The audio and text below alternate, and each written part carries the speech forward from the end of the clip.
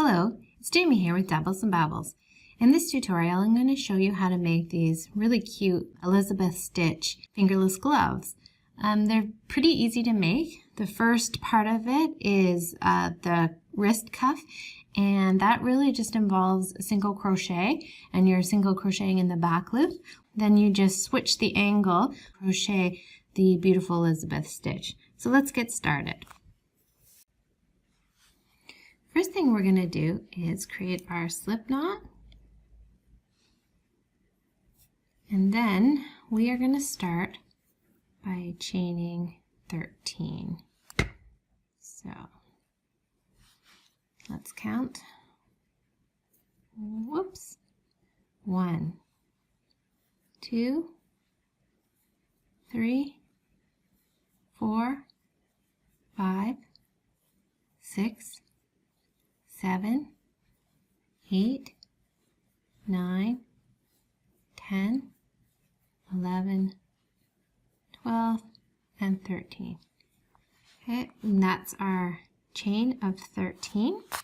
Next thing we're going to want to do is single crochets into each of the chains. So, and that begins in the second chain from the hook. So we're going to count 1, 2.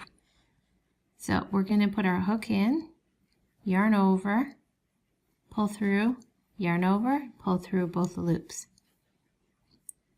Again, the hook in, yarn over, pull through, yarn over, and go through both loops. And we're just going to carry on that same way down the entire row.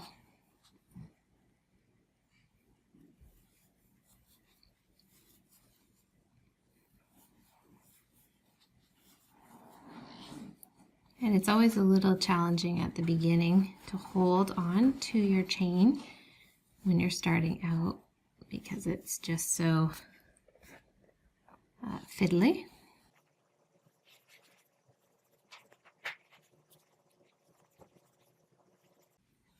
All right, here we go, and we're going into our last stitch, single crochet. Okay, so here's our first row of single crochets. Okay, so now what we're going to do is a single crochet and then turn. At this point, we're still going to continue with our single crochets, but we are going to be going into the back loop. So to show you, here's the stitch. See if I can get this close to you. There's the stitch right there, and that's the front loop, the one that's closest to you, and that's the back loop right there that's further away. And we want to crochet just under the back loop. So we're going to use the same technique we used in the first row, but this time only in the back loop. So we're going to insert our hook and pull through both. Back loop, pull through both, and we are just going to again carry on the same way through the entire row.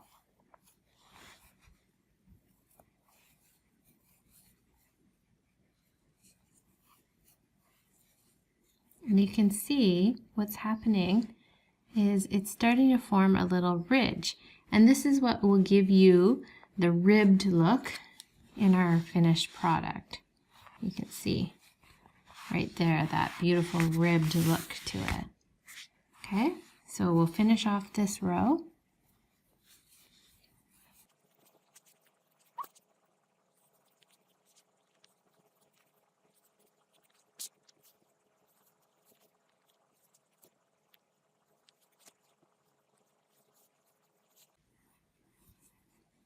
Okay, and there we are with row 2.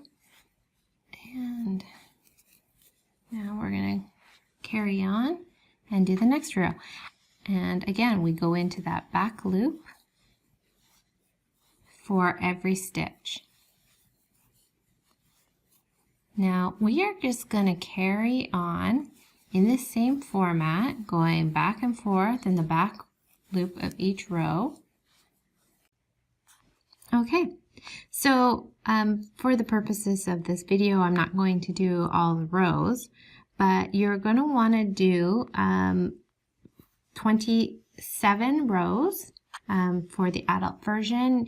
If you have bigger hands, I made this for kind of my size hand, which are probably a little bit on the smaller side.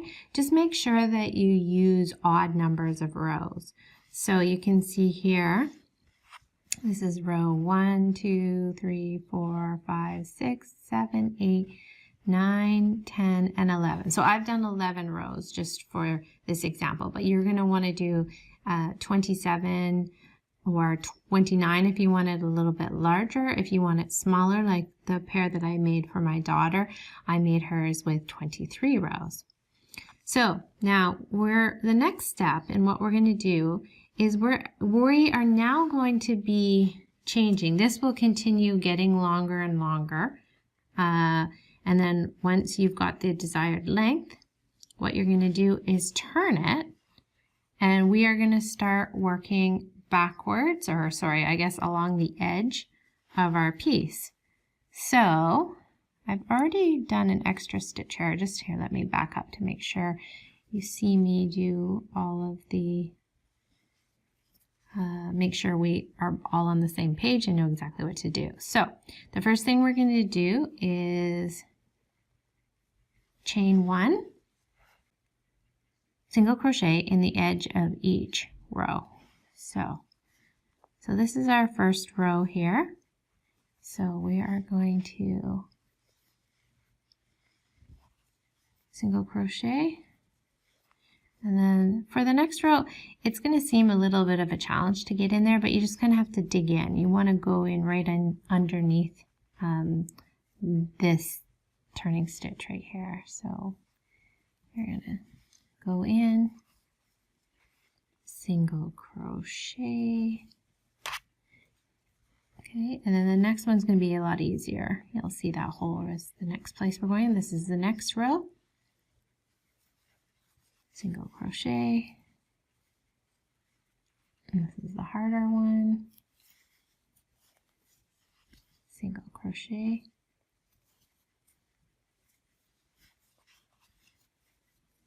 and then we're just carrying on in the same manner across the entire length of the cuff. Oops. Sometimes they are a little bit tight squeeze. There we go. And yeah, I obviously didn't pull that stitch tight enough right there. It shouldn't be that loose. That's my fault. And then into the next row under the turning chain. Oopsies. Sorry, guys. There we go. And then into the final row. There we go. Anyway, just want to tighten that up. So now we're about ready to start our row of Elizabeth stitches. The first thing we're going to do is chain 3. So 1, 2, 3.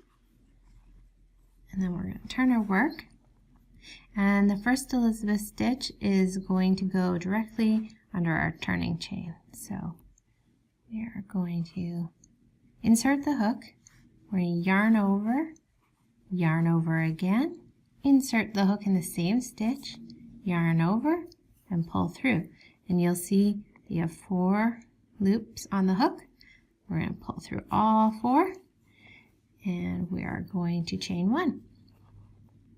Then we'll skip 1 stitch and go into the next, insert our hook, yarn over, pull through, yarn over, insert into the same stitch, yarn over, pull through, and pull through all 4, chain, skip a stitch, insert hook, yarn over, pull through, yarn over,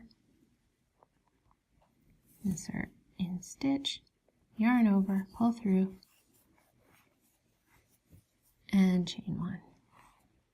We'll just finish off this row.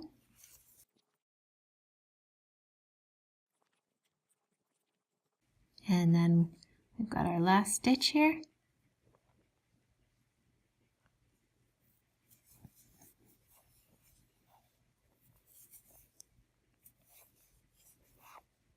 And pull through all. Oh gee, that's a hard one.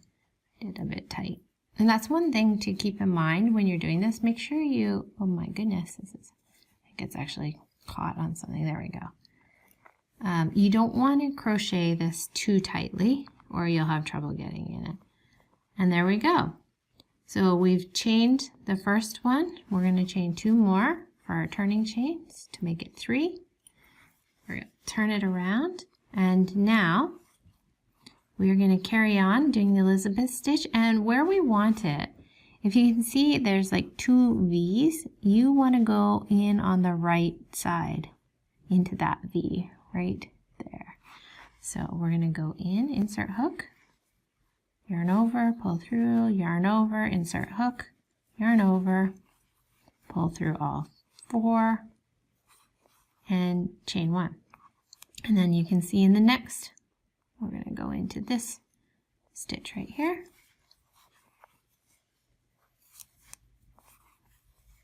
Pull through, chain 1, and then, so you're just looking for each Elizabeth stitch, you're looking to the kind of gap or V to the left of it.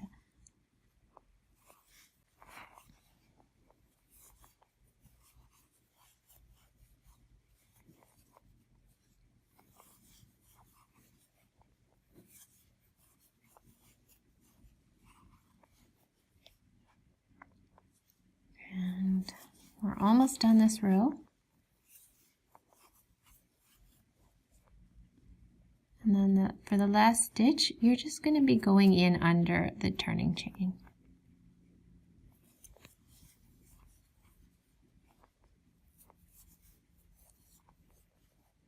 Oh, sorry, I just realized I didn't chain 1 on that. And you know what? That's a mistake that I do tend to make. It doesn't happen all that often, but if there is a mistake, that's it. So just make sure you're always doing your chain. And then we'll go back, do our last Elizabeth stitch under the turning chain. And that's it. So that's the row.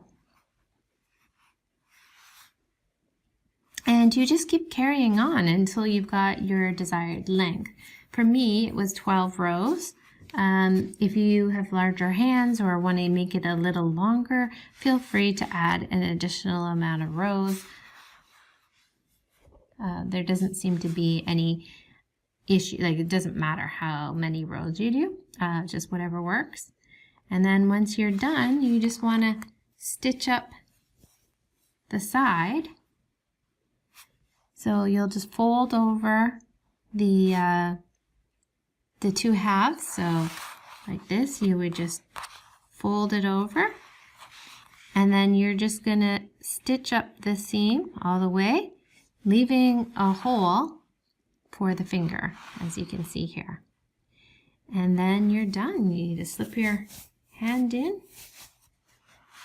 and you've got a cozy fingerless glove to keep your hands a little warmer this winter while you're texting, or even if you're working in a really cold office, these gloves would be great for that. I hope you enjoyed this tutorial. Thanks for following. Bye-bye.